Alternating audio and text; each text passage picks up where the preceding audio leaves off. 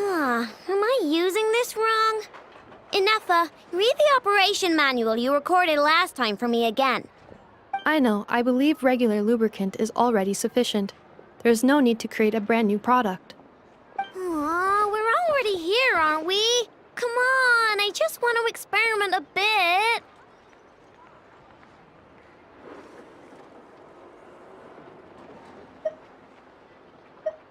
Oh, hi there, traveler. Just the person we need. I bet you know how to use this crafting bench. Hurry on over and help me make a bottle of that... what's it called again? That cold... frosty something. Potential oil? Frosting essential oil. Yeah, that's the one. The cold stuff. I want to mix it with lubricant to create something special for Ineffa's joints. I was gonna do it myself, but taking efficiency into account, it might be better if you helped me out a bit.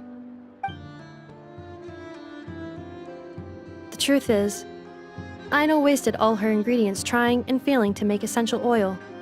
We presently have enough to make only 2 bottles. I didn't fail. I was well within the bounds of reasonable trial and error. Making essential oil is a piece of cake for me. Piece of cake. But since you're the professional, it makes more sense to let you do it now that you're here. Please?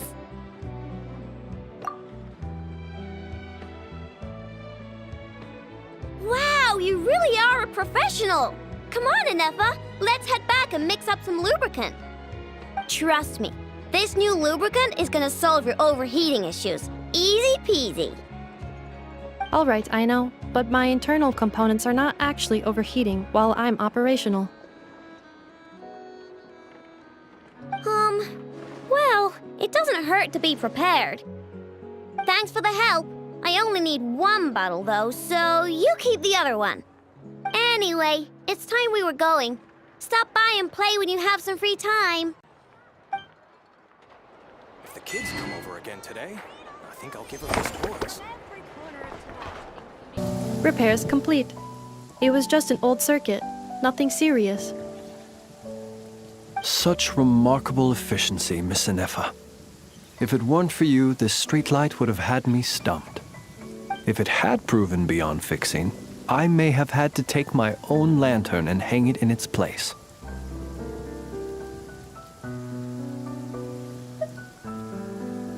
Aino previously proposed a solution. She said she could train the Ratniki so they'd have the basic knowledge to perform simple tasks, like repairing circuits. That way, you wouldn't need to inform Aino every time a streetlight goes out and then wait in the dark until I arrive to repair it. Yes and no. Strictly speaking, maintaining the brightness of the lights has been their traditional role. Before the use of Kuvaki became widespread, the streetlights were powered by regular oil. Back then, people were needed to light and extinguish the flames. Because of how dangerous said streets were at night, the Ratniki took on this role. They already carried lanterns, in any case, and were adept at using them while fighting. But as I'm sure you've already noticed, the current streetlights are powered by Kuvaki, and it's not so easy to light or extinguish them using traditional means. Because of this, whenever a light goes out nowadays, all I can do is stand here helplessly and wait for a professional to come along and solve the problem.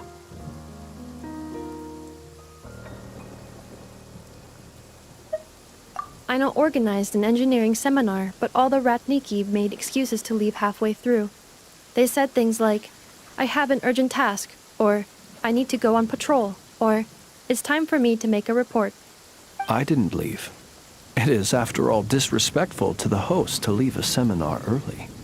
True, but the biscuits you brought were too much of a distraction for Aino. She stopped teaching completely. And then I was so busy trying to stop her from eating that I could not take over the seminar. So please, the next time you attend a class of any kind, don't bring anything sweet that might attract Aino's attention. And don't bring any toys either. I promise I won't. Please say it in full. The last time you promised not to bring anything sweet, you brought a toy, and Aino was completely unable to continue. I promise I won't bring anything sweet, any toys, or anything else that might unduly divert Miss Aino's attention. That's better. I'll notify you when she next holds an engineering class. For now, I have to pick some laka berries for her. Goodbye. Traveler, do you know of anything else besides sweet treats, toys, and small fluffy animals that might keep Miss Aino quiet for a while? Half an hour shall suffice. A companion? Oh, that is inspired. Perhaps I should ask Miss Nefer if she can send Miss Yehoda to accompany me. Naturally. The only reason I wish to ask Miss Yehoda to attend is that if I am to swim in the great ocean of knowledge, I'd very much like someone else to enjoy Miss Aino's educational ablutions. Considering the strength of Miss Yehoda's relationship with the two of you, I believe she would be the perfect candidate to go with me.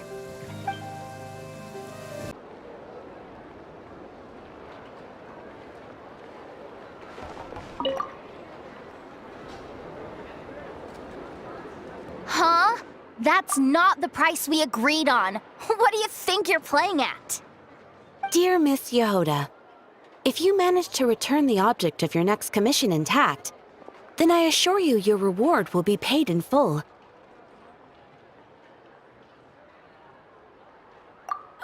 It wasn't my fault. How was I supposed to know a bunch of monsters were gonna jump me out of nowhere and knock me into that river? Might I also ask that you don't spread so much misinformation to our clients when you're escorting them in the future? I wasn't spreading misinformation. Most of what I said was based firmly on the truth. The master bandit who has stolen from every town and village in Nod-Krai. That was just me trying to sound cool. No one told me the client was from the Fontaine Guards. She wouldn't stop questioning me the whole way. That woman takes herself too seriously. No sense of humor at all. I can't believe she asked the guild to revoke my membership. The fixer who protects all of Nasha Town.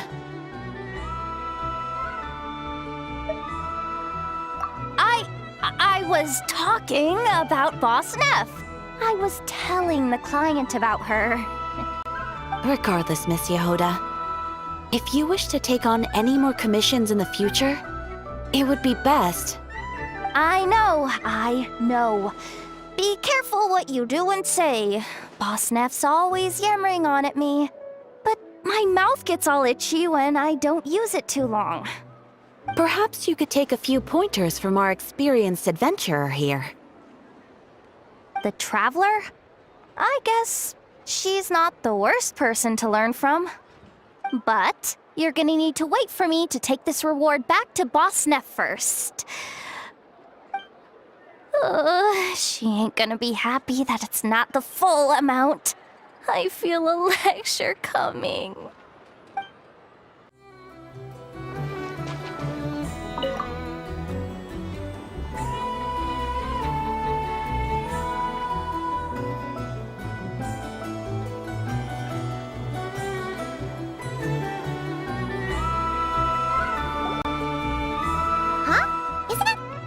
Skirk?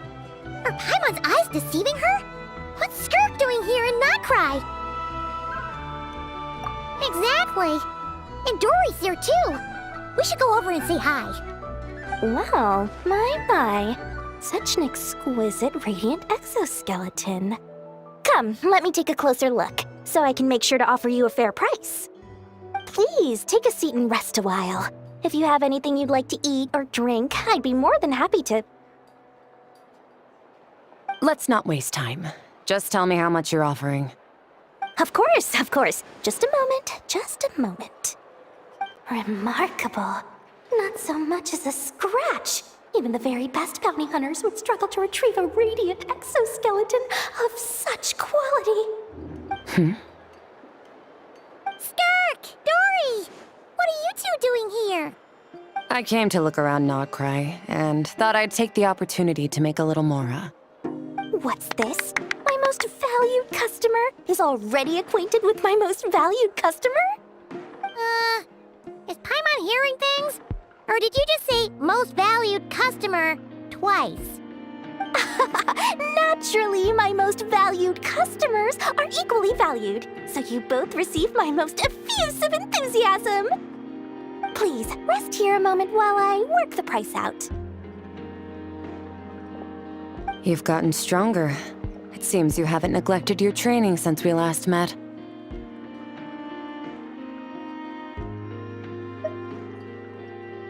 I see.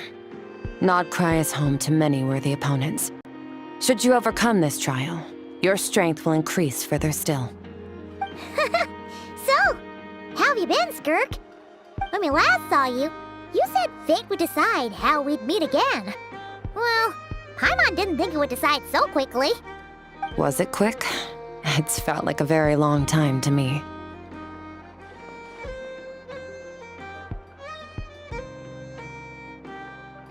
My life will experience little change until a true turning point arrives. But as for you, you are at a pivotal point in your journey. Have care. Victory and defeat are seldom long-lived. Excuse me, dear customer. After careful consideration, I'm prepared to offer you 6 million mora for these radiant exoskeletons. I assure you that this is the fairest possible price.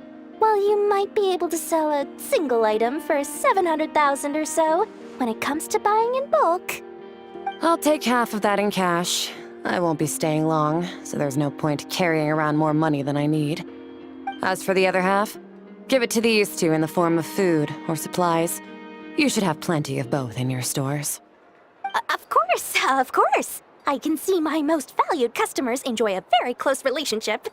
Here's your mora. Please, do stop by again. I'll be going then. Until next time. Huh? Won't you stay for a chat? Oh, she's gone again. That Skirk. That's just how she is, sweeping in and out like a sudden gust of wind.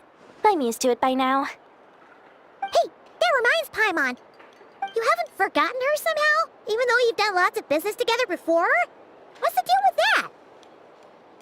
Huh? What do you mean? The all-knowing Lord Sangama Bay keeps every customer near and dear to her heart. Fine, if you must know, she's not really my customer, but rather a guest of Miss Alice, my supplier. Miss Alice introduced her to me, and now she drops by from time to time to do business. She's the perfect customer. She always brings quality goods and doesn't care too much about the price. Whoa, that's one suspicious-looking grin. You're not ripping her off, are you? Ridiculous! A strong, mysterious customer like that who brings me valuable items? I practically worship the ground she walks on. Dory's Divine Bazaar is a fair and reputable business. Now, I promised I'd supply you with food, so it's about time I start hunting for ingredients. 3 million mora. What can I find that's worth 3 million mora? It looks like I'm going to have to dig out something very special indeed.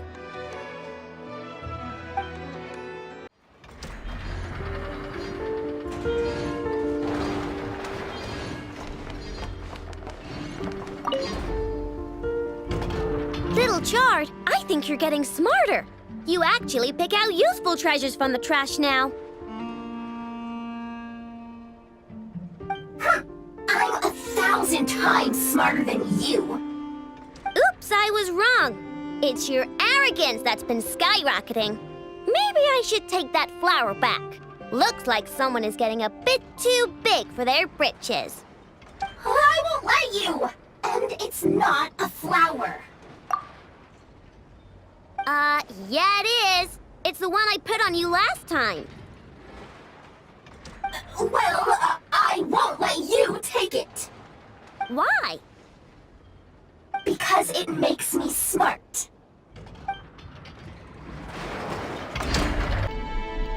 Hey, Wilma! We're here to visit. Yeah, boxes piled up everywhere, some of them opened up, loose items strewn all over the floor? Huh, isn't this supposed to be a library? Look, Llama's over there talking to a weasel thief. What are they plotting this time? Let's go see.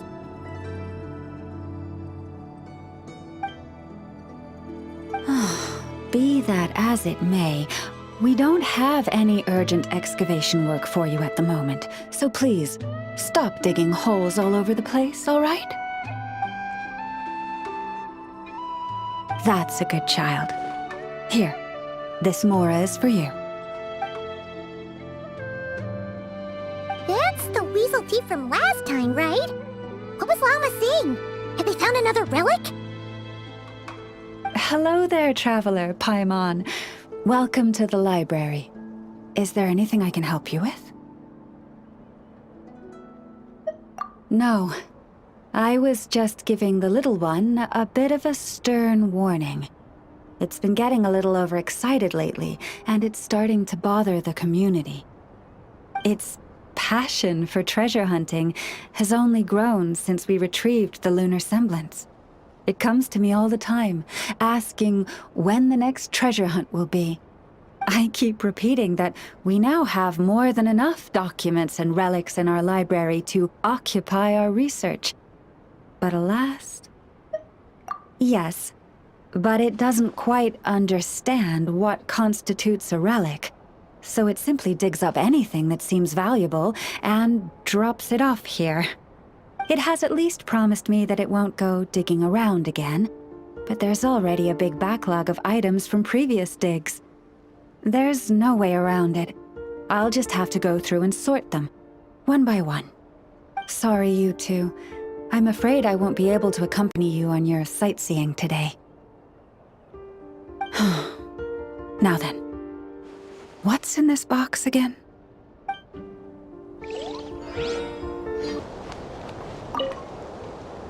Gemstones reflect the light differently in different environments. A gem by candlelight flickers like flame, while a jewel beneath the moon seems like a tear-filled eye. There are 1,000 forms to beauty, and gems are cut 1,000 ways. Such is the complexity of things both elegant and timeless. I'm in the habit of collecting these old gemstones. Some are even from other nations. Feel free to enjoy this collection whenever you please. Being as old as they are, they have lost some of their glow and appear a little turbid. They cannot compare with the brilliant luster of a newly cut stone. Do be careful when touching them, so as to not damage them. I have left most of them in their original casing.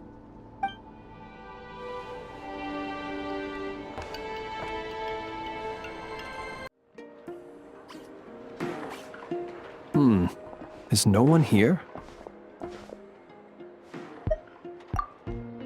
Well, hello. This is certainly a most joyful encounter. Seeing you lifts my spirits after a somewhat disheartening trip. I wouldn't say anything's the matter, merely that I am dealing with some unexpected circumstances. I recently learned of a collector in Nasha Town who, due to financial concerns, has been obliged to offer a pair of ancient coins for sale. I'm told she's a little eccentric and doesn't reply to letters, so I came out here myself to see if I could arrange a deal. I needed to come to town anyway to pick up some supplies, so I thought I'd pay her a visit on the way. Unfortunately, she doesn't appear to be home. More's the pity. It's just a little hobby of mine. Everyone has something that tickles their fancy, am I right?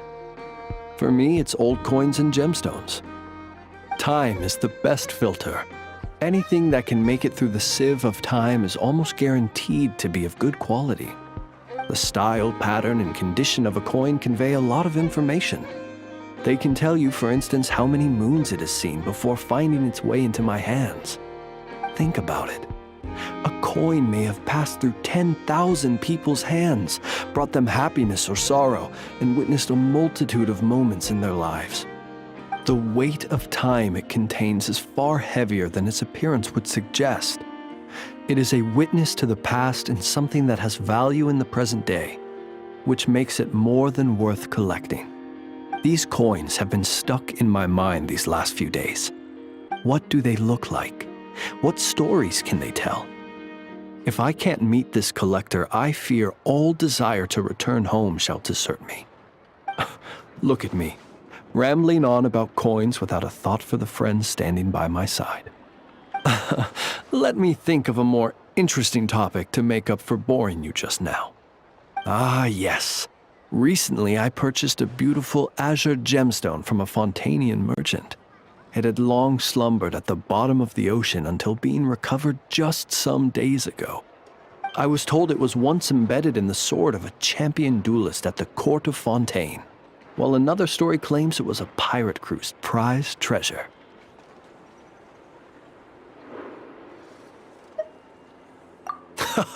That's exactly what I thought. Whenever a merchant starts waxing lyrical and weaving tales, it's usually a sign that they don't have faith in their wares. Fortunately, I'm very good at appraising a gemstone's true worth, even if its owner hasn't the faintest idea what they're holding. Please, allow me to invite you to my residence once more. I have a feeling you'll appreciate the gem itself, and you may well find my valuation of it quite interesting too. I'll be waiting for you.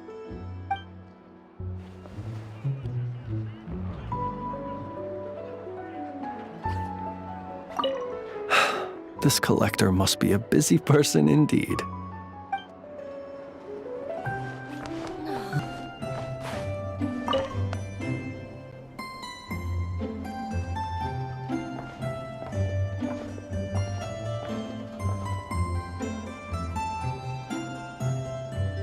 Almost there.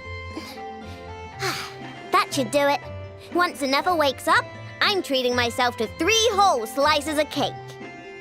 Oh, hey! Are you here to play? Sorry, but I'm busy right now. Just give me a bit. I'll be done soon. Anefa's fine, by the way. Just undergoing some routine maintenance. But a few days ago, Yehoda called her an unfunny, dum-dum, metal-faced lunkhead. Right before starting her maintenance, she asked me if I could upgrade her sense of humor. Well, of course! Why, I'm Queen Parent of Parenthood Kingdom! Okay, I'm going to activate her. Anefa, wake up! Time to get out of bed! Good morning, Aino. Good morning, Traveler. Aino, have you managed to upgrade my sense of humor? Duh! Such a trivial task is nothing to a genius like me. Now, time to do some testing to see if the upgrades resulted in any hiccups.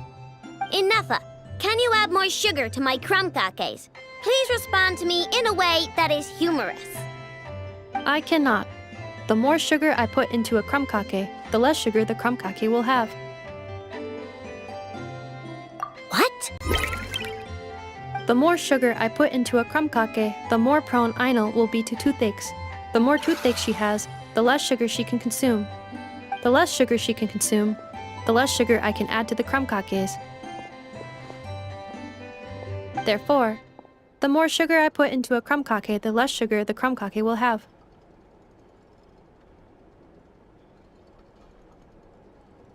Okay, that's not supposed to happen. Help me with another test, will ya? If it stays bad for a while, the traveler will crack a smile. What?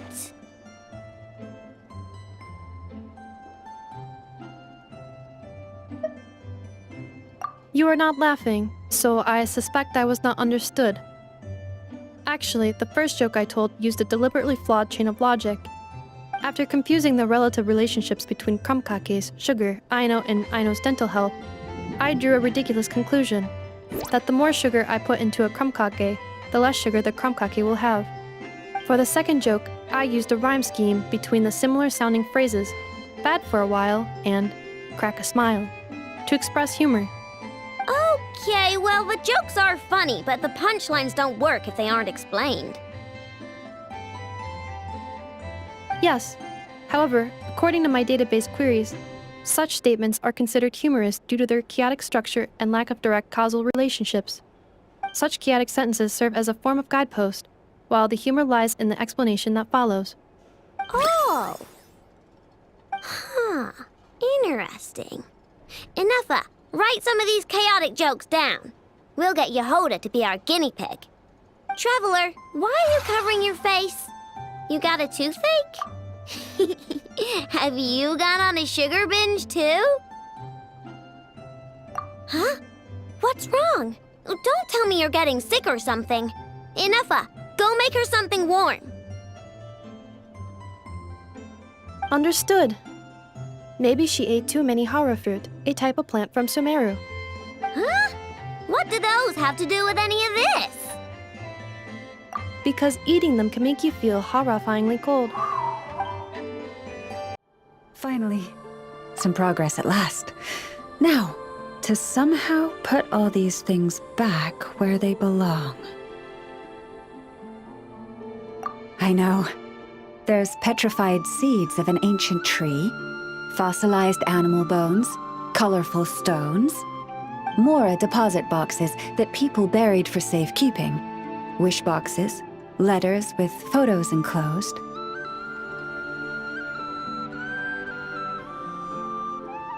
Well, weasel thieves have a different perspective on value from us. It seems like this one just bagged anything and everything that grabbed its attention. The seeds and rocks will be easy enough to deal with, but those storage boxes and wish boxes will have been buried with the express purpose of digging them up at a later date.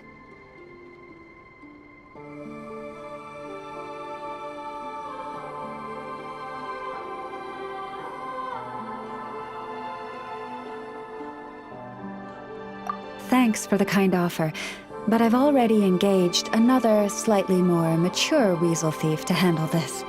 It will be in charge of moving all the items back to their original spots. After all, the kid's heart was in the right place. Making it put everything back where it found it would break its poor little heart. But won't the other weasel thief you've hired tell the first one everything? Hopefully not. The little one prefers to live on its own and act solo, so they're unlikely to meet. It also has a short attention span. Give it half a month, and I'd be very surprised if it still remembers anything it dug up. I speak their language, and I've had the privilege of their company for a long time. It's only natural that I've come to understand them, no different from making friends. By contrast, other people can't understand what animals are saying, so they're bound to make mistakes when trying to understand them. That's why, in a lot of literature on the topic, phrases like bestial nature are rife with negative connotations, while human nature is seen in a more rounded light. You're right. I'm sure those books would have turned out quite differently if they were written by a wolf or a rhyme-horned deer. In any case, to me, human nature and bestial nature are both simply nature. Whether human or beast, all have moments of courage and of cowardice, times of both greed and rage. We all rejoice in our successes and mourn our failures. These experiences are neither inherently human nor inherently animal. They are a part of our shared nature, a nature bestowed upon all living things by Mother Nature herself. I do sometimes wonder whether the world around us might have turned out for the better if humans and animals could communicate with each other. But I know it is but a fantastical idea that can never be. Then there are those who reject nature and turn their back on the natural way. They are the wayward ones who do not hesitate to pull the trigger, even when they speak the same language as the object of their slaughter.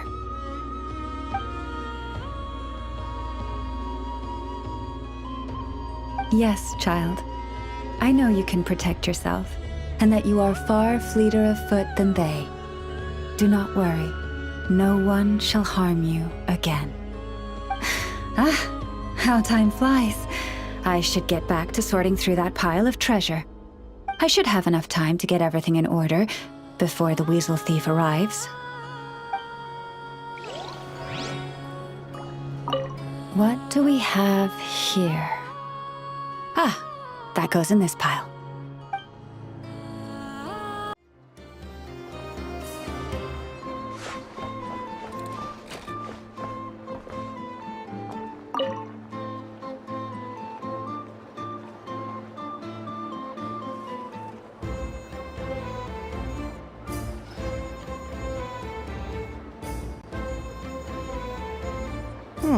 This should just about do it.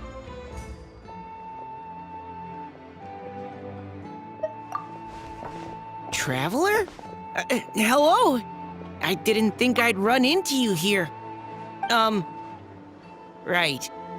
I should have realized. Master Jean told me you'd be here. We just didn't know when you'd arrive. I didn't expect to run into you as soon as I set foot in Nod-Krai. Yes, the Grandmaster sent you a letter, didn't he? He also sent one back to Mondstadt, telling us all about how you were doing. Of course, all the knights back home are still figuring out how to support you. But the Grandmaster wrote that we shouldn't be hasty and that he already had everything in hand. Yep, the Grandmaster's always reliable when it comes to important business. So when he says he'll handle something, we know we can count on him. But of course, if you run into any trouble, remember that the knights will always be there to help you. Feel free to come look for us whenever. After all, you're our honorary knight, a valued member of our order.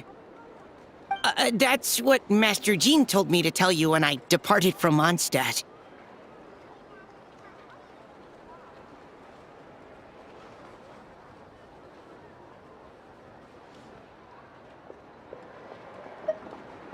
Huh?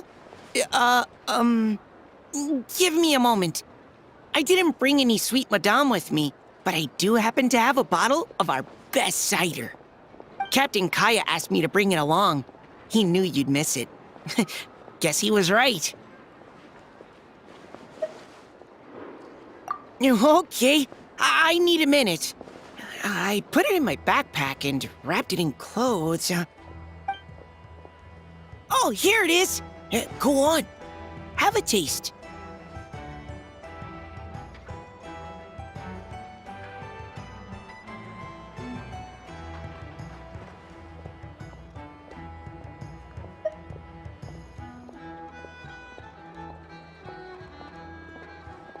I did, of course. When I was leaving, the Grandmaster specifically asked me to bring some bottles of our very best dandelion wine for him. At first, Master Jean protested that my main objective on this long journey was to deliver letters to Nod-Krai, and she'd rather I not overload my luggage. She said someone else could transport it later. But after giving it much thought, I packed 2 bottles of wine for the Grandmaster anyway. Otherwise, he'd be talking my ear off about how wonderful dandelion wine is while waiting for it to get delivered. Oh, right.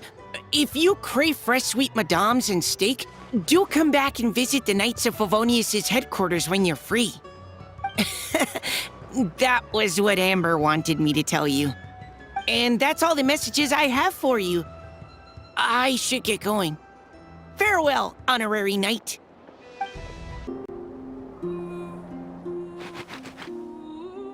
Oh, look! There's that weasel thief again! And it's right next to Lauma!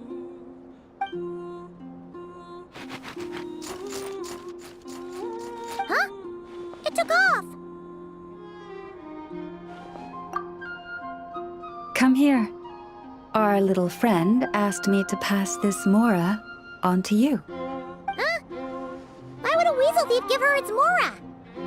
As I said, it greatly admires your treasure hunting abilities and wishes to join you in unearthing every treasure chest in this world. Consider this its deposit. When Mora is involved, a weasel thief never lies. Keep it safe. This coin represents an agreement between you and the weasel thieves. Or at least, this weasel thief.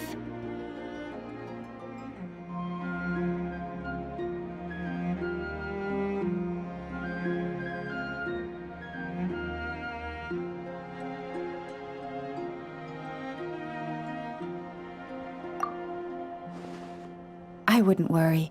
I know I said it's an agreement, but I believe it just wants to make friends with you. It didn't know what kind of gift you'd like, so it chose to give you its favorite thing. Please do. If you're interested in taking up the offer, leave some dried lacca berries by your pillow when you get home. It's very fond of those. Not too many, of course. It might struggle to burrow its way home if it eats too much.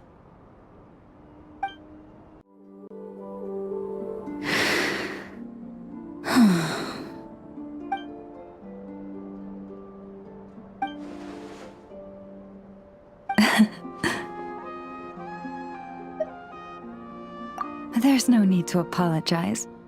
I wasn't sleeping, merely resting my eyes. Besides, this child heard your footsteps and told me of your approach. Animals sense more than we humans. No doubt this is a blessing from the Creator.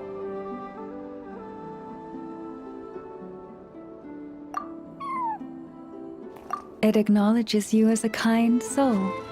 This child persuaded me to trick you by pretending to fall asleep. Let's see if she spies on you or tries to steal your food.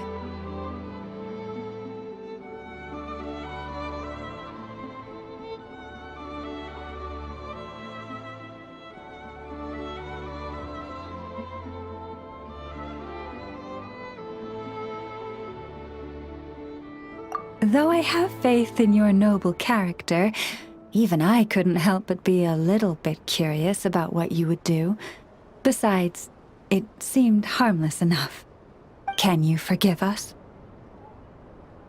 Oh, I completely forgot to ask. What is it that brings you here? So that's how it is. I thank you for your concern. All is well with me. As it so happens, we received a large amount of fresh fruit today. Perhaps you'd like to eat some with me? It doesn't wish to leave us. After a lot of lounging around, it's enjoying the commotion. May your road ahead be smooth.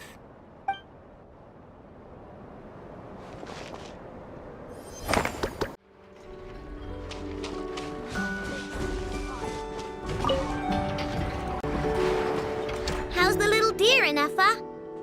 Its wounds are beginning to heal. Condition? Stable. So, that dog's medicine worked after all. Is it still in pain? Pain is unavoidable. However, it will surely recover soon. Okay, Ineffa. Next up, make us some cakes. Oh, and crown gakes too. I bet it's gonna be starving when it wakes up. You are speaking on your behalf, I know, not the deer's. But rest assured, I have a recipe for animal food, which I will prepare shortly. You cannot consume food meant for animals, I know. Hey, I wasn't thinking about stealing a sick deer's lunch, okay?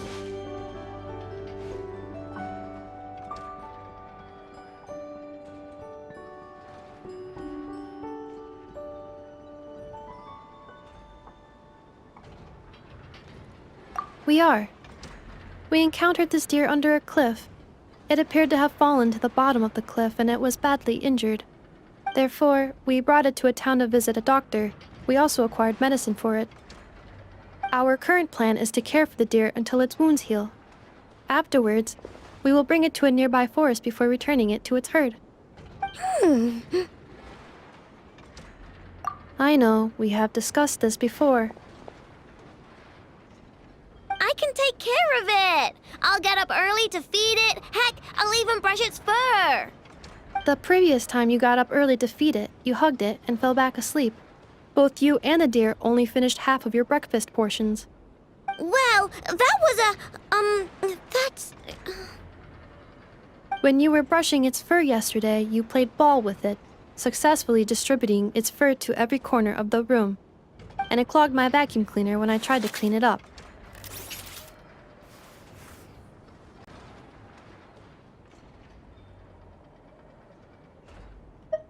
I just couldn't help playing with it. Fine. I'm sorry, I guess. But even if you say all that, No, I want to keep it as a pet. I'm already used to waking up early, giving it water, brushing its fur, then playing with it.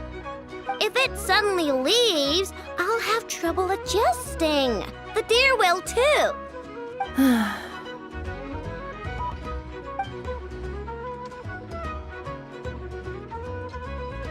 Look, even the deer doesn't want to go. I am incapable of understanding deer speech, I know. Well, just look at it. Haven't you heard actions speak louder than words? It loves me this much. If only the deer could talk. It could do all the persuading then. And then I could tell it to stop helping you eat the vegetables in your breakfast every morning. What? Enough, how'd you know? I did not know. It was merely a guess. You have proven it correct. Ugh, you're such a big, sneaky, lying meanie, Anefa. Tomorrow morning, I will supervise both of you as you take your breakfast. 3 more to go. Familiar presence detected nearby. Hello, traveler. Yes. Aino enjoys eating crumb kakes made with fresher specimens. The ones at the marketplace today fell below her standards, and that is why I am presently here, carrying out orders to procure them.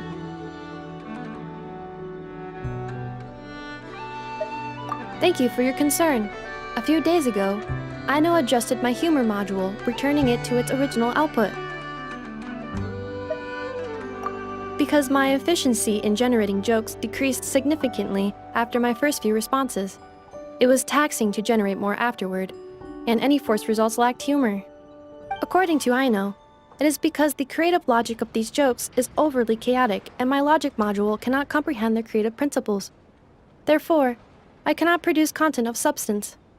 In order not to affect the logic module's operation, Aino decided to return the humor module's parameters back to normal levels. But if you enjoyed my sense of humor from before, traveler, I can notify Aino. Do you not like these types of jokes? Is that so? He must be someone of great skill. To think that he can generate consistently humorous jokes from such bizarre and chaotic creative principles. Of course. If you wish to ask me about adding more sugar to crumb kakes, my answer is this. Crumb kake recipes include specific quantities of sugar to be added. Adding too much or too little will affect the taste of the finished product. Of course. I am scanning the area to determine if it is suitable for a cooking demonstration. The results are not favorable. Backup plan activated. I will also write down the recipe and give it to you. You're welcome. If you have time, remember to come visit. Although my humor module has been restored to its original parameters, Aino has been researching the creative logic chain of these kinds of jokes. Should she manage to create a joke generation module, I will be able to continue telling jokes. Please look forward to this update, traveler.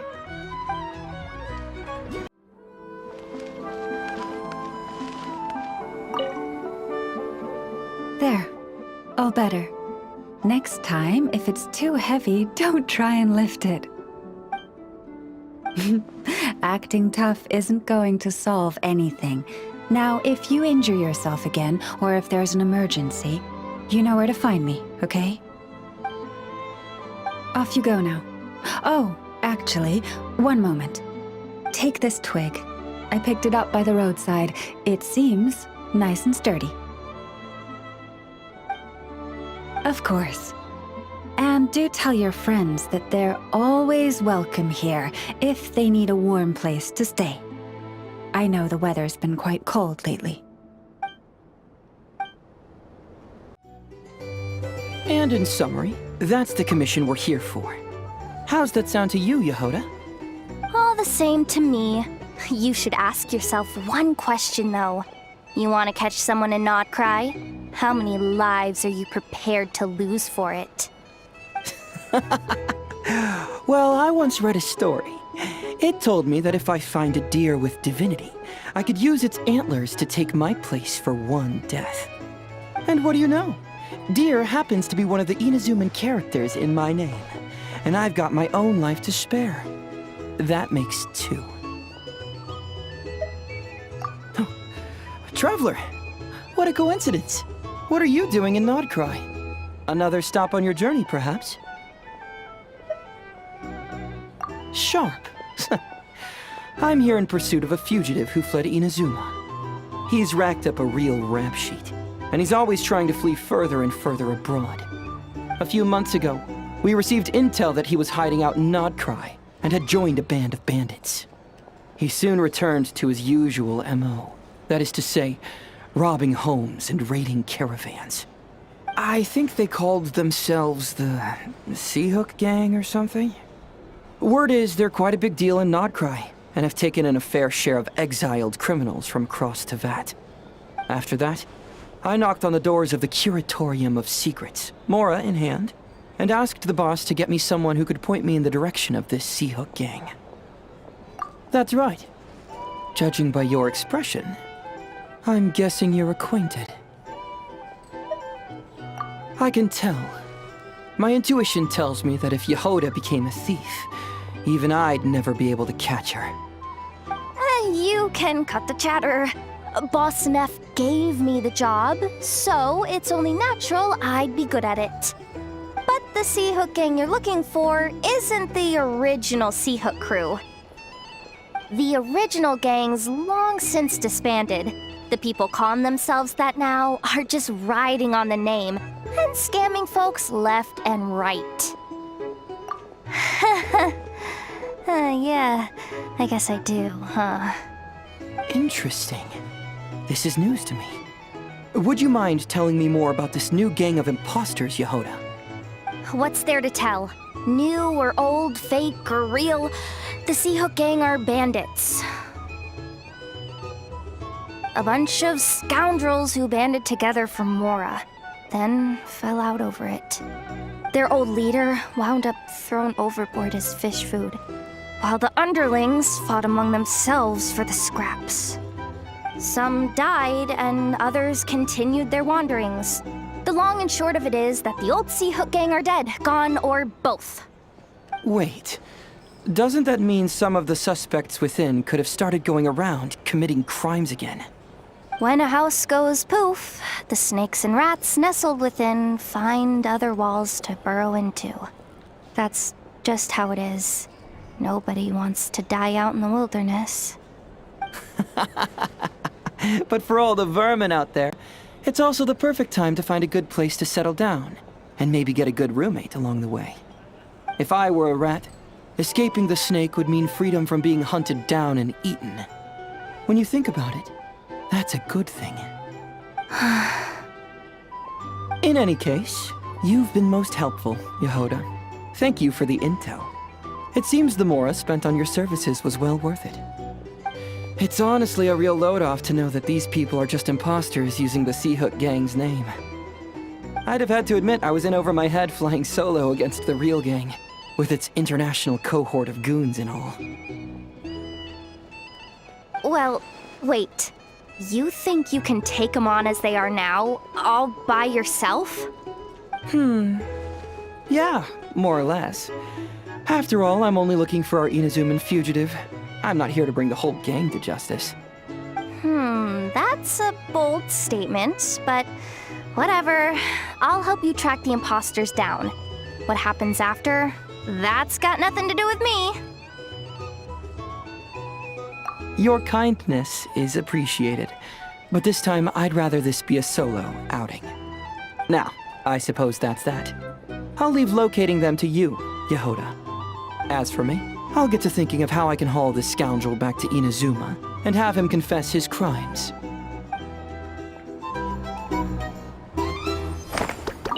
Something that'd get even the toughest gangster to spill his secrets most eagerly.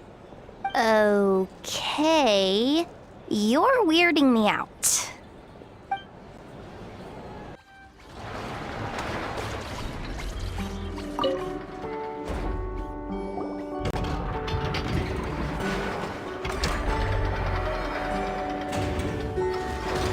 Enough. Yes? Do you like kittens? Based on previous established patterns when you asked me. Do you like snacks, Nefa? It was actually because you wanted them. Do you want a kitten, Aino? Don't you think Ashru is a total cutie patootie? I know, we have discussed this before. Our house is not suitable for pets. I know that. I don't want a cat or anything. I promised you, didn't I? But say, Enougha, don't you think cats are cute? I think cats are very cute. However, it would be even cuter if you could make me a vacuum cleaner that does not get clogged by cat fur. I'll make that for you later. But before that, let me ask you a question. Enougha, do you want to transform into a cat? I know, I do not understand. What? Enougha's gonna become a cat? Traveler? Paimon? Are you here to play? Gotta say, your timing is perfect. Do you like snacks? I got snacks.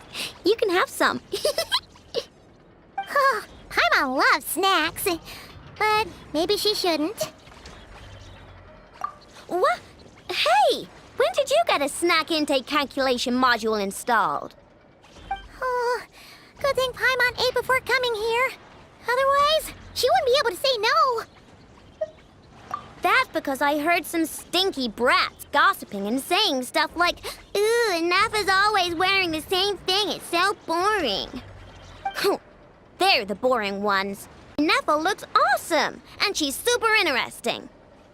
But I gave it more thought, and when I was making Enougha, I never asked her if she wanted to look like this.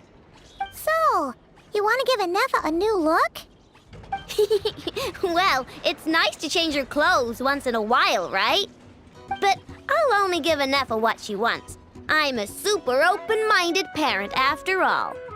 The body you made for me is perfect and convenient. I pay such aesthetic concerns no mind. If I hear something terrible, I will simply delete it or deactivate my auditory systems. Thus, this is a non-issue for me. So when Aino nags you about making crumcakes, will you also turn off your auditory system? No, I listen to everything Aino says because she's an important member of my family. And what you say is also of great importance to me. You are all my dear friends. My current records indicate that a majority of conversation topics between Aino and Paimon include eating various types of sweets or sneakily discussing where they would go to eat. The last record occurred in the middle of the night, so I must recommend you two eat less. Oh, you don't have to keep that sort of record. On the other hand, the traveler's speech is divided between commissions, caring for and helping friends, as well as dealing with various kinds of dangers. Traveler, I recommend you rest more. Well, you've got no work to do now, so I guess it's rest time. Which means I'm going to make a nice kitty outfit for Enougha. Help me out, Paimon. And I can make one for you while I'm at it. Don't agree on Paimon's behalf. Well, unless it looks good, then Paimon thinks that wouldn't be so bad. All right, then we're all set. Enougha, make us some crumcakes. Once you're done, we'll have your outfit ready.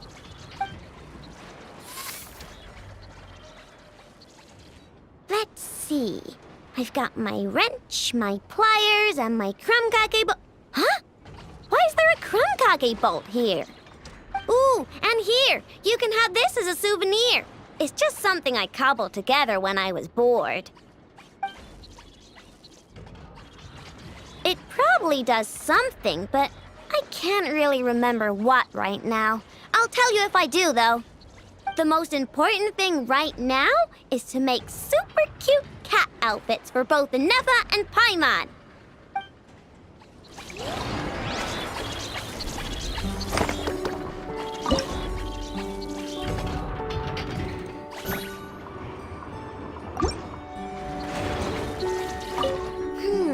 What color should I... Never mind. I'll just lock the overall design in first. Do not worry. Aino is an excellent craftswoman. I am sure whatever she makes will look great.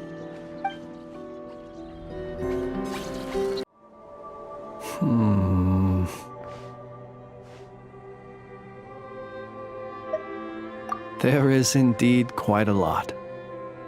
After accounting for daily necessities and emergency supplies, there's still enough to set aside in case of sudden visits from my colleagues. After all, my personal requirements are modest. It would be a waste not to save the excess and use it to help others in need. Lamp oil, candles, leather, paper, and pens. Oh, and a few bottles of strong liquor, and some emergency food, of course. Judging by your expression, I can tell you're wondering. What emergency food did you buy? Exactly. These supplies need to stand the test of time, so all of this food has undergone special processing. I assure you, unless you're on the brink of starvation, you don't want to try it. The cured meat, for example, is as tough as tree bark, and the biscuits taste like tossed-out newspaper. Even if you soak them in milk or vegetable soup, the best you could hope for is soggy newspaper. Well, there are times when one has no other choice. I've tried to extract nutrients from this food before.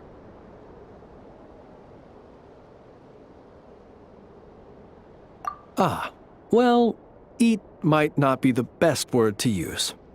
I have a somewhat more efficient method. Here, I'll show you. I suppose you could call it cooking with fire. There have been a few more desperate moments when I've been trapped alongside other poor souls. You should know, if I were to use the method I've just shown you in front of my colleagues, it might leave them feeling uneasy. And so I have at such times been forced to attempt to swallow this food, as they would. Though try as I might, I really was unable to swallow it. In the end, I broke it down into smaller pieces, some of which I stuffed into my mouth and some of which I dropped into my lantern when no one was looking. Unfortunately, my colleagues noticed how slowly I was eating and mistook my reluctance for concern, believing I was eating less to allow them more. After that, they patted me on the back and enthusiastically filled my arms with more cured meat and biscuits. Indeed, I was grateful for their noble act of kindness, and can clearly remember the taste of cured meat and biscuits to this day.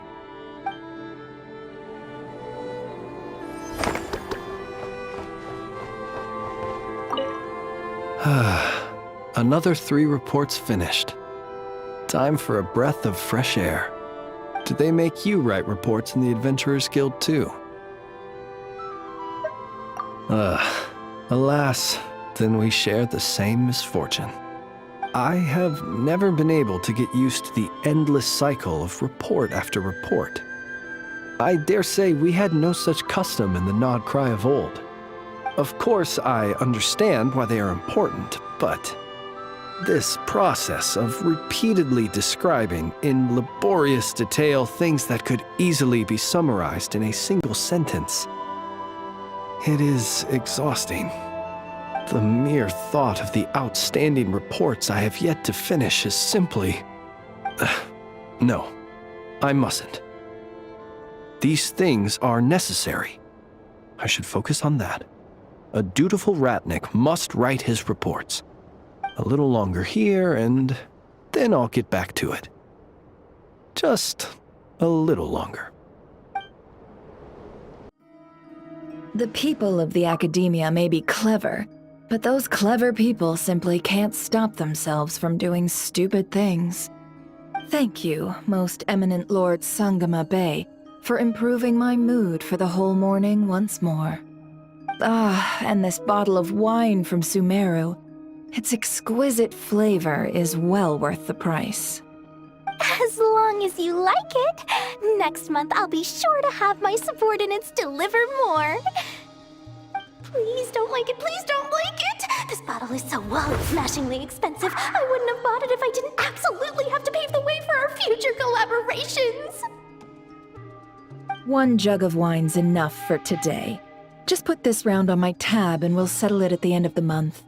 Oh, and don't include Yehoda's secret snack order. She's footing that bill herself. I know Dory spent a lot of money trying to get a deal from me. I shan't say no to free drinks, but perhaps it'd be best to leave her some room to wiggle. No problem. I'll send the bill over in a few days. Am I going crazy? Why is Never being so straightforward this time? Don't dwell on it, Dory. Just focus on getting the deal first. Why so hasty? Please, after all the trust I've placed in you, surely it's unbecoming to fleece a fellow countrywoman over a simple drink? Dory, oh Dory, the deal is yours, but the money? Oh, we're going to split it. Oh, come now. Even sisters need to settle accounts clearly. Let's put the mora on the table first, so we don't run into trouble down the line. I don't like that look she's giving me. She wants a cut of the deal, doesn't she? That's going to be a pain. How much should I let her have? Just some hometown gossip. You're welcome to join us if you'd like. However, nothing we've discussed prior has been particularly interesting. Mostly more of the same. But really, I must know, Miss Dory, why did you want to get involved in that fiasco at the Academia? It's a simple feat to lift a sleeping serpent from its nest, but what happens when it wakes up? Had you no fear of getting bitten? She just won't stop. Why is she bringing this up again? I already answered this question. Wait, now that the Traveler's here, could she be using this information to exchange for some favors down the line? Oh, well, the Traveler's the one listening in. What harm could that do? May as well help our personal relationship along, even if it costs me a secret or two. Why, business, of course. Sometimes you just need to learn how to wrangle snakes. That fiasco gave me one of the biggest orders of my entire career. Oh, fascinating. So, did you profit from it all? I heard that after Azar fell, a certain group of cowards fled Sumeru. That must have played havoc on your trade routes, with no small amount of goods lost in the process. Right, and a sizable sum of mora, too. But that's just life as a merchant. You win some, you lose some. Even big losses are small problems. With money, more helping hands can be found and more goods purchased. But I had to retain the ability to do business in Sumeru. Much like Genius Invocation TCG, then? It doesn't matter if you win or lose or how many cards you have in your hand. Retaining the right to sit at the table and play is a victory in its own right. That's right. As long as I can still do business, I can recoup my losses eventually. But I'll never leave the card table I sit at. Sumeru, that is. If I did, I'd really be left with nothing. My. I didn't know you loved your homeland so much. Well, I love mora, and I'm the best at earning mora in Sumeru. Your senses are certainly sharp when it comes to business, Miss Dory. Even now you prove yourself worthy of the title you claim. And those cowards who fled will never be able to play at your table ever again. I know! What you doing? Oh, hey! Perfect timing! I'm playing a game. Wanna join? Oh no, she did! She loves playing with me. Then where is she? Here. Save me. This is Anafa's favorite game. Cling Clang, I know, takes flight. She says it helps expand her horizons and exercise her joints. But she's calling for help. Oh, that's just for fun. Here, watch this. Anafa, time to go home. No. I want to keep playing.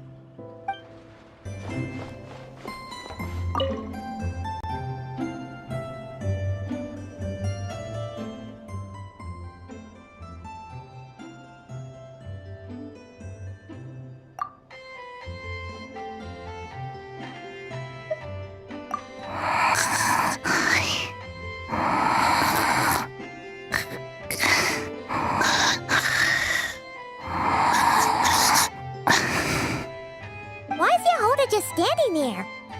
And she's asleep? Hey, what's going on here? Paimon feels like it's a bad idea for us to leave. Maybe we should ask Aino for help. Keyword detected. Meditative state suspended. Whoa! You gave Paimon a fright! No. However, it was Yehoda's request. She asked me for a detailed analysis of the steps required to meditate and to mentor her as she practiced relieving her stress. Yehoda's so stressed that she's gotta meditate to cope with it all? I do not know. However, Yehoda said she has been suffering from insomnia for a while and was willing to try any solution she could. First, I let her stand in my kitchen, close her eyes, and focus on the fragrance of crumb cakes. By stimulating her olfactory module, I believe there would be a decrease in activity in her cognitive module. It successfully stimulated her appetite. She consumed the finished crumb cakes with incredible efficiency. Unfortunately, she consumed too many and proved unable to sleep that night. That's normal. We're not robots like you, after all. The more we smell food, the more we want to eat it. That is indeed true. Afterwards, I try to have her perform intense mental or physical exercises before bed. For example, cutting lumber, jogging, doing push-ups, boxing, and so on. Her body should have been able to enter sleep mode more easily following such sizable expenditures of energy. It did not. She finished half her exercises, realized she had an unfinished commission, and so rushed off to complete it. After she returned, she crouched down in a corner, hugging her knees and said, I was so tired from all that training. My legs gave out while guiding my clients through the ruins. I basically crawled the whole way. If Boss Neff finds out, I'm dead meat. Following this, she was once more unable to sleep. In the end, we decided to give meditation another try. Boss Neff. No, wasn't me. Didn't steal your tea. Ugh. Huh. Seems like the meditation was pretty effective. Yehoda's fast asleep. I do not think Yehoda's sleep is related to her meditation. First of all, the meditation steps I analyzed are not suitable for her. The goal of meditation is to enter a deep state of tranquility, which can be used to enhance self-awareness. For an ordinary person, this deep state is close to dozing. For me, this would be closer to a low-power standby mode, where one cuts power to certain components. That said, were we to shut down some of Yehoda's components, I believe it would pose a threat to her personal safety. So, meditation wasn't supposed to work, but Yehoda fell asleep anyway? Could she have been so tired that she just passed out? In truth, I do not understand either. All I can do is tell you what happened before. When Yehoda lay down and tried to fall asleep through meditation, she suddenly said to me, "Don't run off too far, or I might get ambushed in my sleep. And then I'd be dead meat." I answered her, "Very well, I will remain here by your side." After that, like I do with Aino every night, I held Yehoda's hand as she slept. After a while, she did, indeed, fall asleep. Dummy robot. This is something I did myself.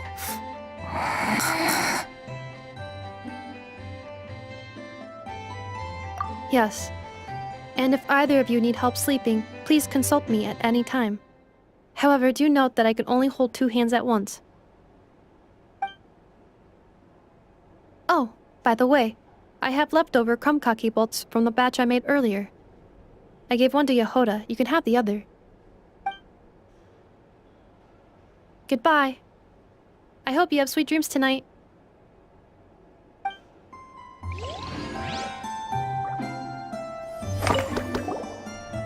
Do you need any assistance sleeping? Since Yehoda's asleep, I have 1 hand for Paimon and 1 hand for you now.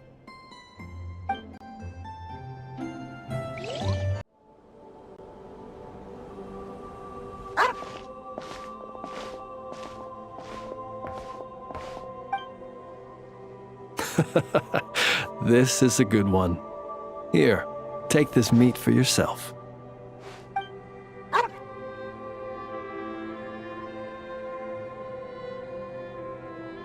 Mine? Not at all. It belongs to itself. It sometimes brings me old bones to help with my puzzles, that's all. I should be clear. While I don't know what bones these are, I can say for certain they don't belong to any humans who slumber here or elsewhere. Bones are another thing that tickles my fancy. Sometimes when I see one that's a bit unusual, I'll pick it up and add it to my collection. Then when I'm feeling bored, I try to connect all my bones and create something whole. A bit like doing a jigsaw puzzle. You could call it a form of artistic expression. Even though each piece of this bone puzzle picture is unrelated to the next, and indeed they cannot possibly be related, just pondering how best to put them together and create something beautiful is an extremely relaxing process. Then, one day, an uninvited guest intruded on the room where I kept my bone puzzle picture. It was none other than the dog you saw just now. It did. By the time I entered the room, the little intruder had completely dismantled my picture. The second it turned and saw me, it bolted away between my legs. Luckily, all was not lost, as I'd already taken a photo of it. And more than that, now that my old puzzle was dismantled, I was free to construct an even bigger puzzle with my growing collection of bones. Which is how I consoled myself at the time. After all, the damage had been done, so why not look on the bright side? The next day, as I was just about to begin piecing my puzzle together, my 4-legged guest returned, and this time it brought a mouthful of bones. I couldn't understand what it was saying, but its intent became clear when it laid its animal bones at my feet and then placed them one by one into my puzzle. After that, it simply sat down and looked at me. After I gave it some cured meat, it got up and left. Ever since then, it's dropped by from time to time to give me bones in exchange for food. I think you might be viewing this with a little too much sentimentality. It's just a dog looking for food, nothing more. I'm a source of sustenance, and luckily for my canine friend, I happen to be relatively generous. Not that that's a bad thing. I view it more as an assistant under my employ. It doesn't speak, and it leaves when I tell it to. That's pretty much everything you could hope for in an assistant. If you'd like, you can give it some meat.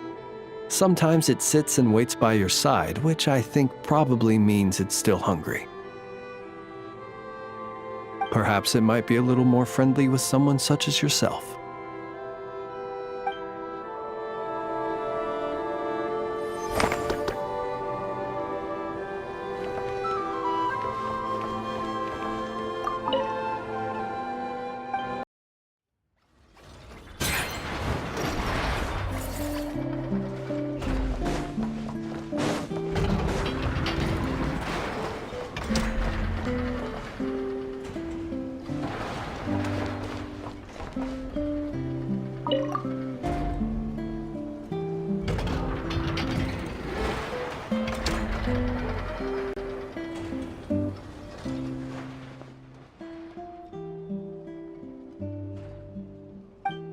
brat.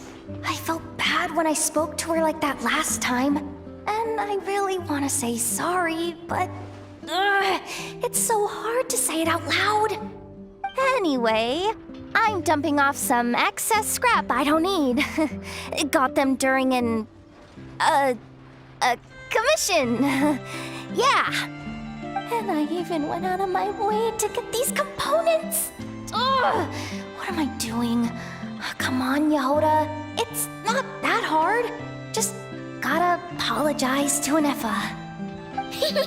Thanks a bunch. Traveler, you're here too? Wow, today's a great day. Inefa, get more crumb cakes ready. Good. How does she say this stuff so naturally? Come on, I've gotta get it together. Anefa, about that time I, called you a dumb metal face. That was on me. I'm sorry.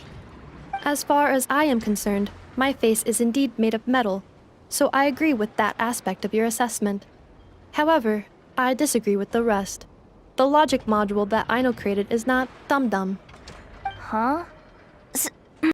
So, do you accept my apology or not? You do not need to apologize to me, Yehoda. You should be apologizing to my logic module. It is not a dum-dum, and neither is the one who made it.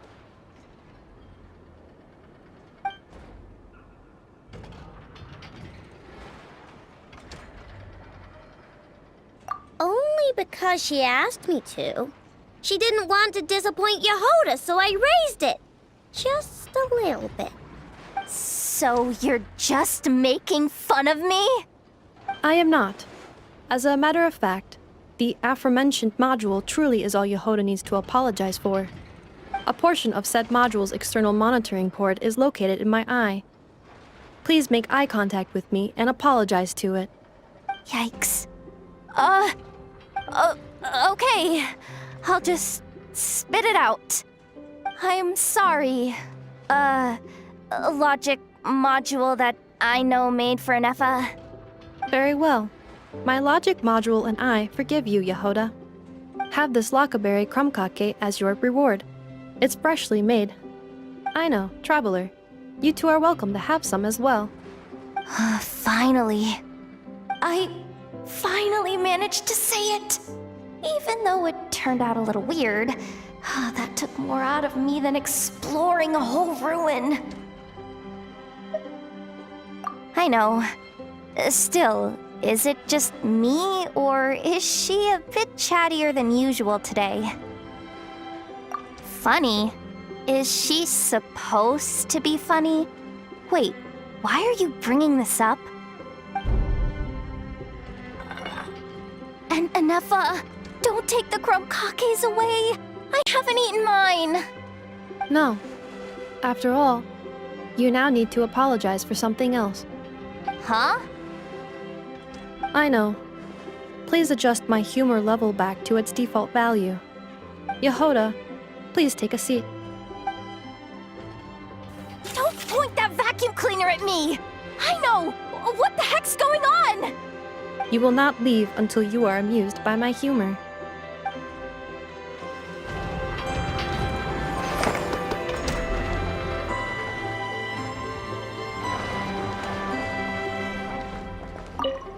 Hoo-wee! Today's crumb cakes sure are yummy. Anefa's gotten a lot better at cooking, hasn't she? Nah, they'll be fine. They're just like that. Let them work things out. That just means we get to eat their share of the crumb cakes.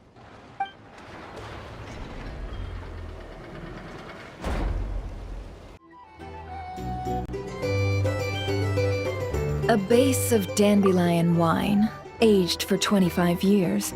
1/7 part bittersweet liqueur, filled halfway with fizzy zaytun peach pop. All three of those ingredients are fairly sugary. It'll have a lovely sweet aftertaste, even a little too cloying. A spoonful of salt and half a spoon of powdered summer orchid leaf Should cut through the sweetness in a way that's clear but not overpowering. I can imagine it now. A delightfully layered flavor. It's all down to the seasonings you sent me, Lady Nefer. Otherwise, I'd have no idea how to mix up a cocktail that so befits Nod-Krai. Just a little gift. I'm glad you liked it. I'll be happy to send more when you run out. Many thanks. Though I think one taste is enough where these seasonings are concerned. Besides, you sent so much I could hardly finish it by my lonesome. And my colleagues aren't accustomed to these flavors, so I can't even share around. I'm afraid they'll end up sitting on a shelf, going to waste. Can't say I'm surprised your colleagues at Liyue's Ministry of Civil Affairs aren't too keen. I wouldn't expect the flavors of Nod-Krai to be their cup of tea. Though, from what I've seen, might I presume that we've won you over? I wouldn't go that far, though it's not like I dislike the food here. It's good to try new things occasionally. I love your attitude. You'd make a great businesswoman. It would be nice if everyone from the Ministry of Civil Affairs were like you. Come on now, are we going to do this song and dance every time I drop by? Stop fixating on the Ministry. Never mind them. Have you managed to carve out a single foothold in Liyue after all these years? You know what they say over there. A journey of 1,000 miles begins with a single step. If I don't test the waters, how will I ever know? Don't waste your energy. No matter how long those claws of yours are, you're never getting them stuck into Liyue. Is that a warning? It's advice.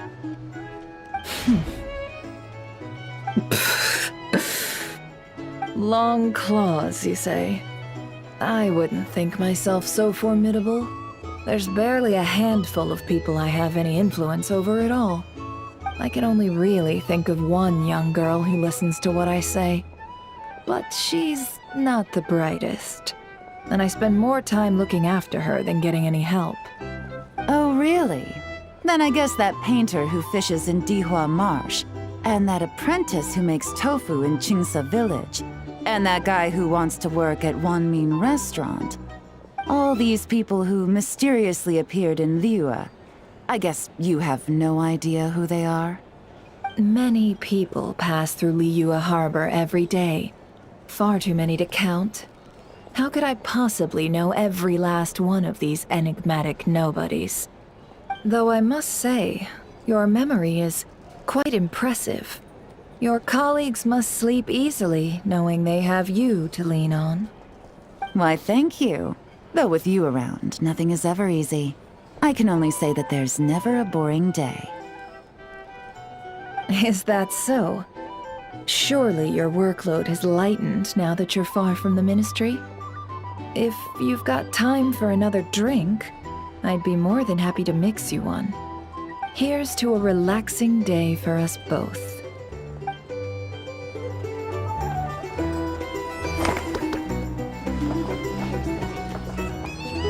Here. Taking a moment to unwind every now and then does wonders for the mind. I'm in full agreement. Though some strings must remain drawn tight, Lady Nefer. Just in case.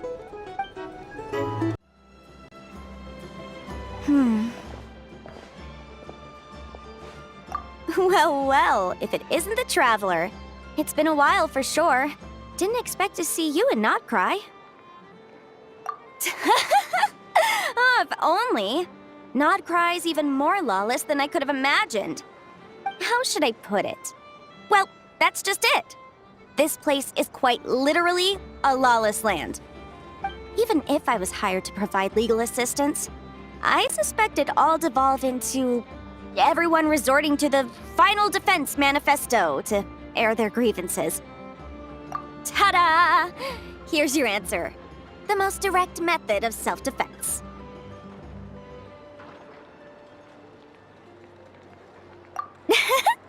Okay, enough of that. The reason I came to Nod-Krai is to gather material for the new legal guidebook I'm co-authoring with Shinobu.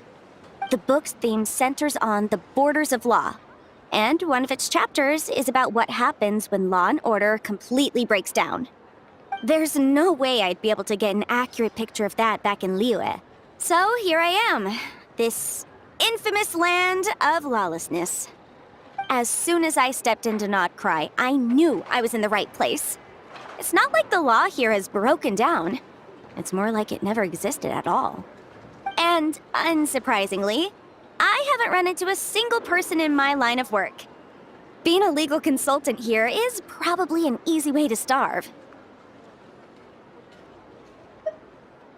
Hey, don't worry. I've got Adeptus blood, remember? Ordinary bandits can't even scratch me. In fact, I'm kind of waiting for someone to come and accost me. Then I can drag them aside and interview them on how they survive in such a hostile place. Yeah, you have no idea. I spent so long convincing her to let me leave. I'm sure my horns grew out a little. Why, yes, we talked it through. I definitely did. Yes? Yeah. Granny just loves me to bits, you know, and we spoke for ages. Anyway, I'd love to stay and chat, but I've got an appointment with, the Curatorium of Secrets, that's it. So, without further ado, I'll be getting a move on. See you! Bye!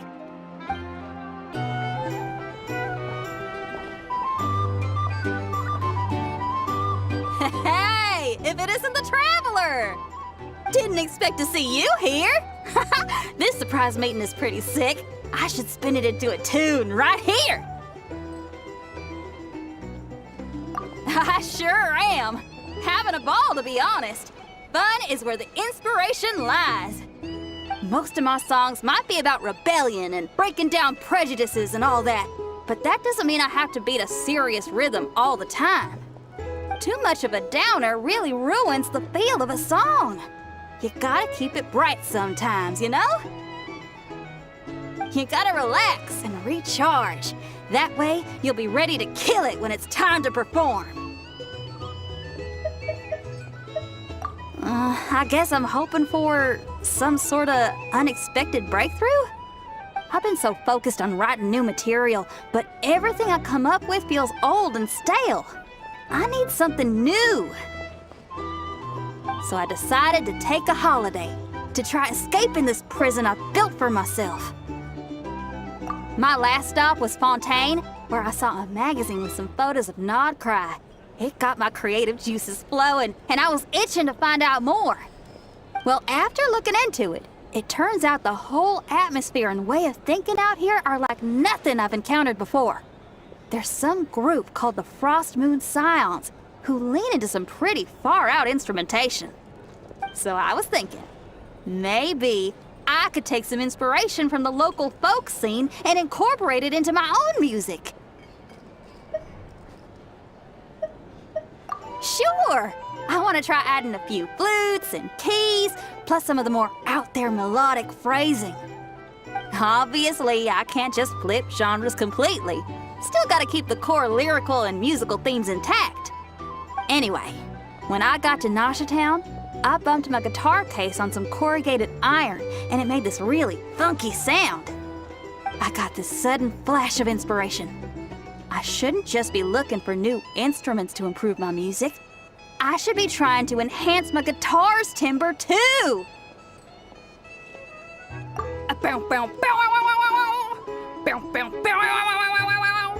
Oh, something like that.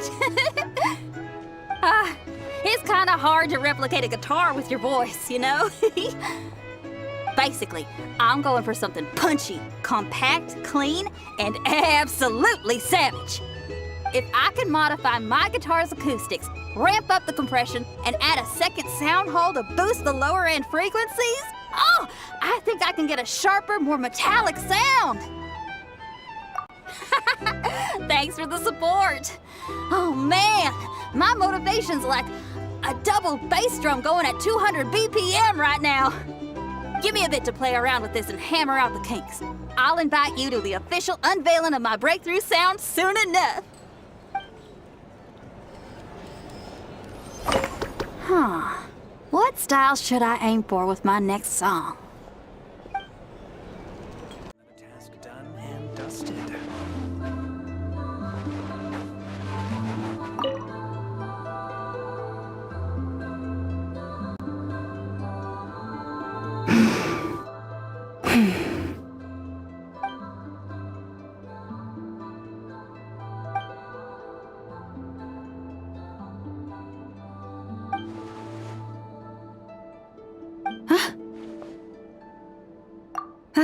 It's you, Traveler.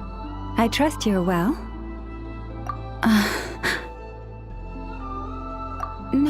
No, that's not it at all.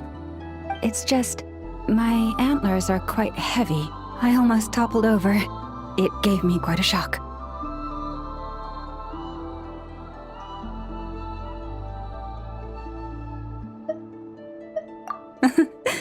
Indeed it does. As you've seen, my antlers are bigger than everyone else's. It can get quite exhausting whenever I have to walk long distances, which is why I try to find the time to come here and rest whenever I can. I fear I must have nodded off this time, however.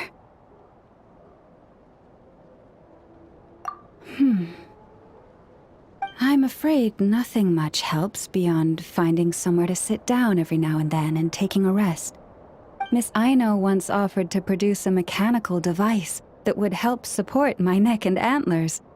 While I was grateful, it didn't seem to be entirely... how should I put it? Yes, that's a fine choice of word. Someone in my role needs to maintain a certain image. As Moon Chanter of the Frost Moon Scions, it would be unseemly to appear in public with a machine around my neck. Indeed.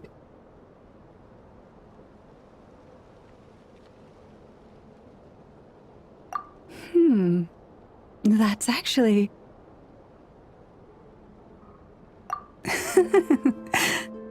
I must say I found that quite the amusing mental image. Thank you. A good laugh was exactly what I needed to chase the tiredness away.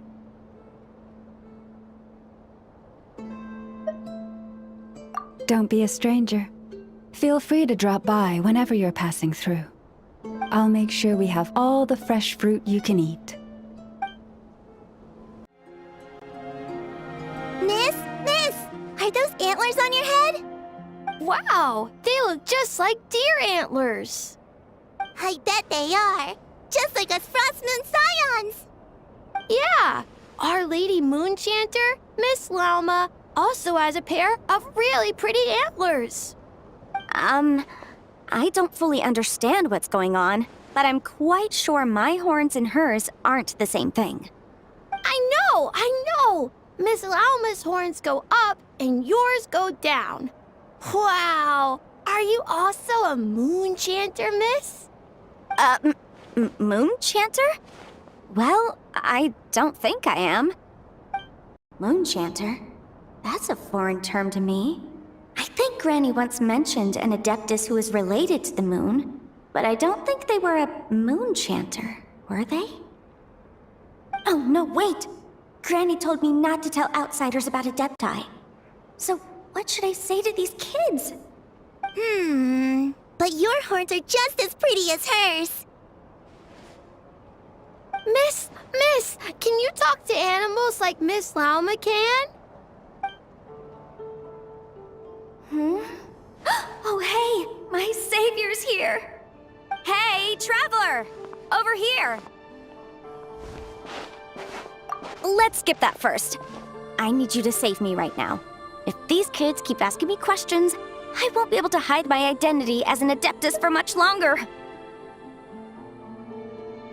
Ina, Kari, it's good to be welcoming to our guests, but if you ask too many questions, you may come off as impolite. Miss Lama! Yeah, you're right. Sorry, Longhorn Miss. We asked too many questions. Sorry. It's just that we've never seen someone from outside the Scions with horns. So... All right. Come, Ina, Kari. You two should go home. I saw your parents on the way here. They must be worried sick searching for you. They're searching?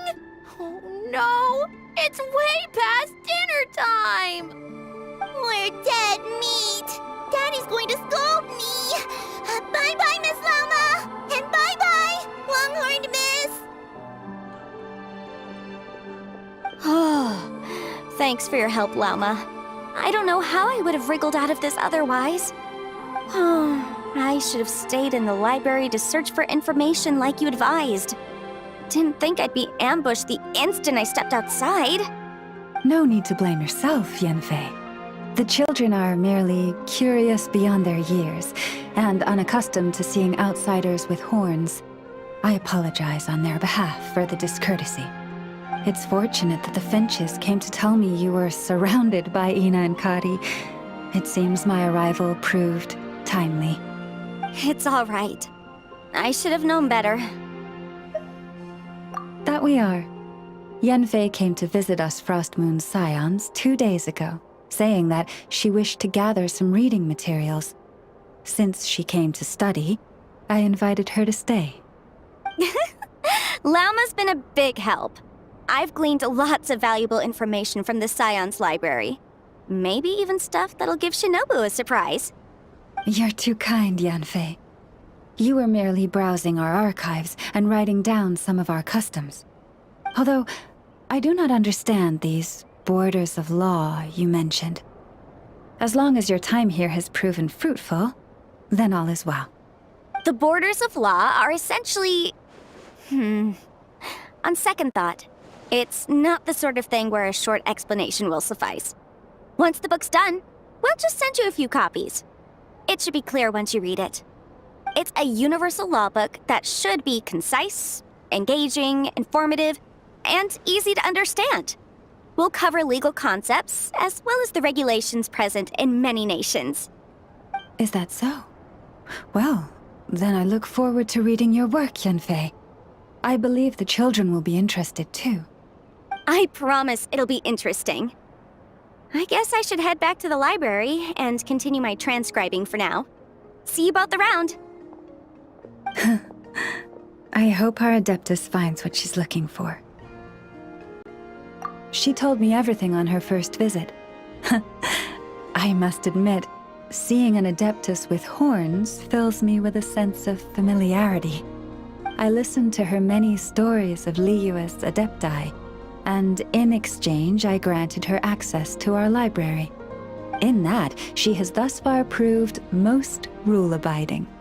A praiseworthy virtue, I must say. Is that so? Well, that's wonderful. She did mention a certain white horse Adeptus while telling me of Liyue's legends.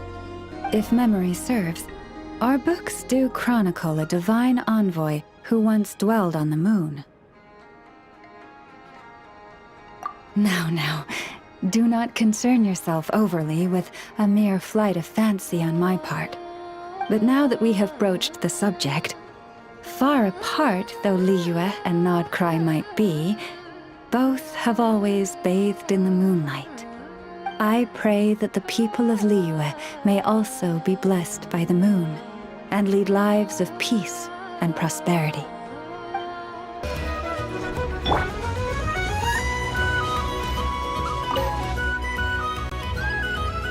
Little dearie, you gotta eat your breakfast, or you're never gonna grow up big and strong. I know. There is still lacquerberry residue hanging from the corner of its mouth. Huh? What? Its recovery is progressing smoothly. In a few more days, we can ask Miss Lauma to send it back to its herd. This little one has recovered well, thanks to your diligent care. When I return, I'll ask around in advance.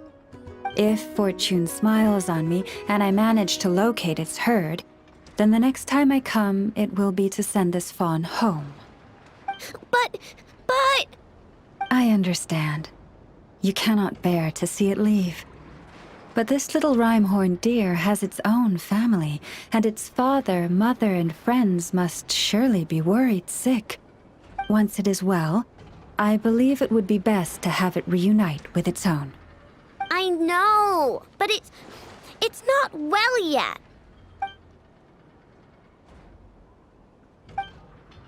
Does your leg still hurt? Do you want to go home? It says it doesn't hurt anymore, but can you brush my fur again? Okay, let me grab my comb. I just asked Nefa to make a new one yesterday. If you like it, you can take it back with you to your family. Wait. Where'd I put it? Let me go back home and dig around.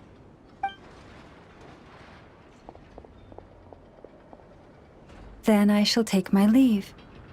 Once again, I thank you for taking such good care of the little one. I came in a rush today, so next time I shall prepare some gifts. Do not force yourself to go out of your way for gifts, Miss Lauma. Aino loves the deer, and I do too. It is only natural for us to care for it. Besides, Aino and I are happy to have the chance to talk to it. Is that so? Well, the rhyme-horned deer is very fond of you, too. I'm sure it considers both of you its true friends. I believe this is a friendship that will not fade, even if you are worlds apart.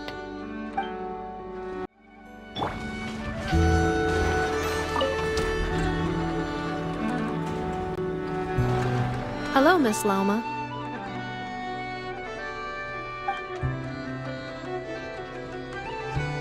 Hi. Hello, you two. Please allow me to inspect the little rhyme-horned deer once more.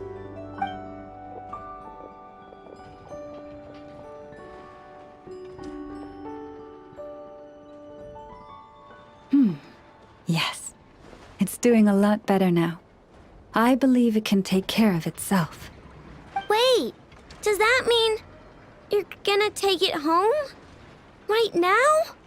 I mean, its leg just got better. I made a perfect protective brace for it, which I haven't gotten the deer to try on yet, but once we get that installed, it'll be able to jump higher than any others in its herd. And there's food, too. And Nefa and I made lots of yummy food for the deer to take home because you're not gonna find anything as nice as Nefa's cooking in the forest, I guarantee it. And we also... I know. Can it stay here? Please?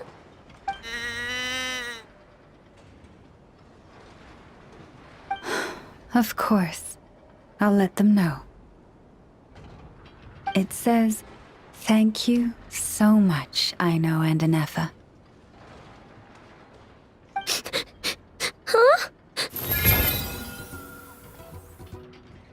Please don't be sad, or I'll cry too.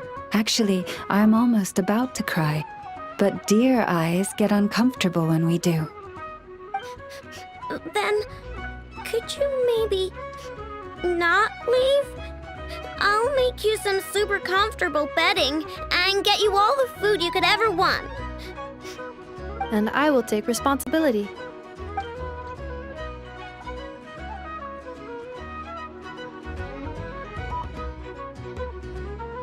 It's asking you to go over and brush its fur.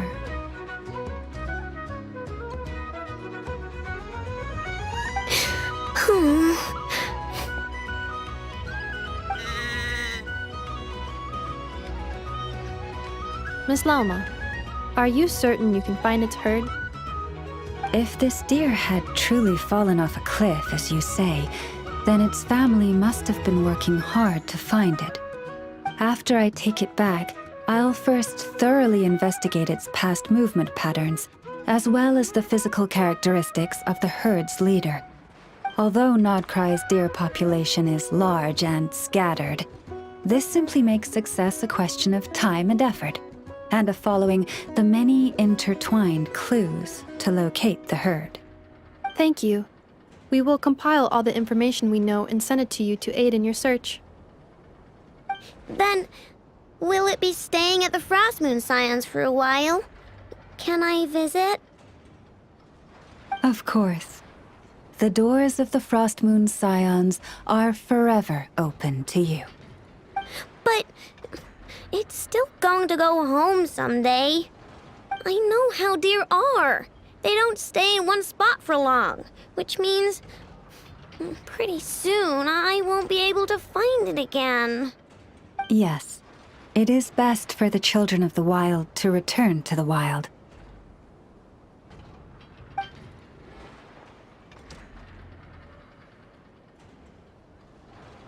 However, it will take some time to locate its herd.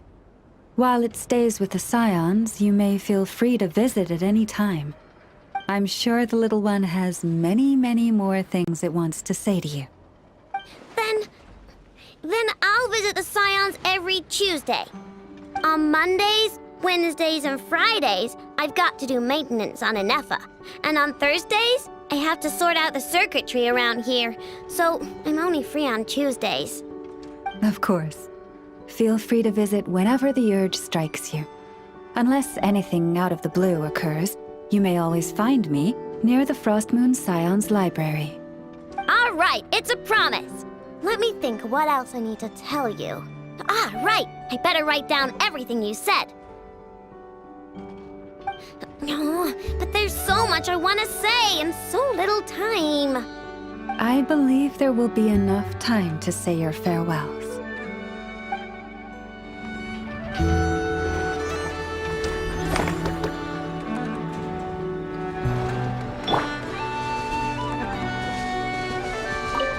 Take these snacks with you, and this hat I made with Anefa, and, oh, right, your horns need some protective oil. Give me a minute. The protective oil is with me, I know. Let me assist.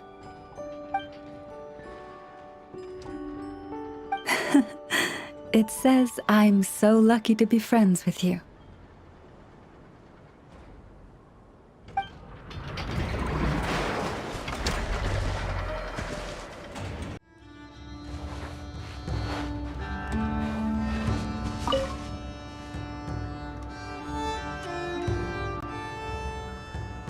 Hello there, traveler. Fancy running into you here. I was just out patrolling the area, cleaning up a spot of wild hunt unpleasantness. And now here you are. This is quite a ways from town, and the area's teeming with monsters and the wild hunt. If you need me to escort you back, I'd be more than happy to oblige. Ah, I see. In that case, I'd better not distract you. Well said. And I have witnessed your skills already. But it would be rude not to make the offer, having found you alone in the wilderness. Anyway, I'd best be going. If you do find yourself in need of help, you know where to find me. I'll always be ready to answer when you come knocking on my door.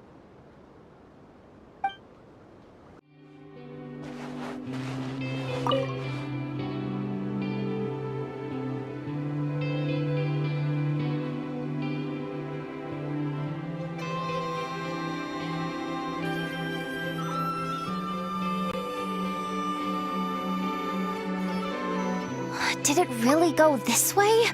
I don't see it anywhere. Ugh, I'm so tired, I can barely take another step. But if I don't find it, Boss Neff's gonna be real miffed. Ugh, stupid cat! Ah! Don't sneak up on me like that! Good thing you're here, though. I don't suppose you've seen a black and white striped cat around here? It's got a huge tail and a blue bow around its neck. Yeah. I don't know why, though. Boss Neff suddenly got it in her head to send me out here on this gig. Said I needed to pay close attention to my surroundings. I told her if she wanted to find a cat, she could just put up a commission at the guild. They're always running around helping people find stuff. But she insisted I go looking myself. I've been wandering around here all day without spotting so much as a strand of fur. If I go back empty-handed, Boss Sneff's probably gonna scold me. Ugh, what am I doing yammering away? I need to get back to searching for that blasted cat. Hey, Furball! Where are you?